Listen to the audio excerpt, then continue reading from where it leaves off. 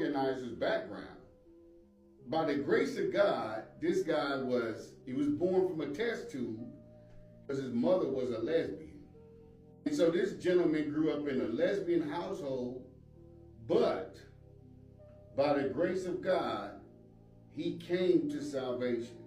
He said his story is one day he was in church and the Lord convicted him, or just when he heard the gospel and he heard about the love of God, and the Lord allowed him to experience the love of God. And so God, the Holy Ghost, arrested him, and he felt that love of the Father.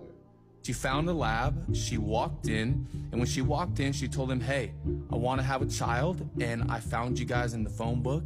What does this process look like, and how do we get started? In that process, as my mom desired to have a child and went to this laboratory, they inseminated her, and 9 months later, there I was. But as I look back on it now, what began to happen is the orphan spirit began to take a hold of my soul and take a hold of my life.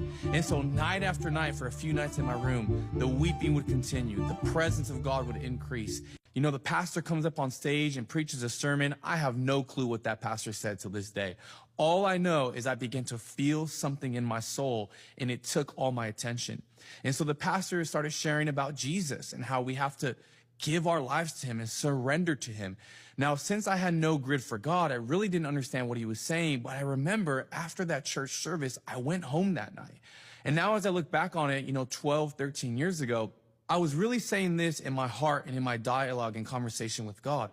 What I was saying is this: God, please don't let me be a good person who reads a good book and goes to a good church and lives a good life. God, I want to know you. If you are who that preacher says you are, and you can do what this Bible says you can do it in my life.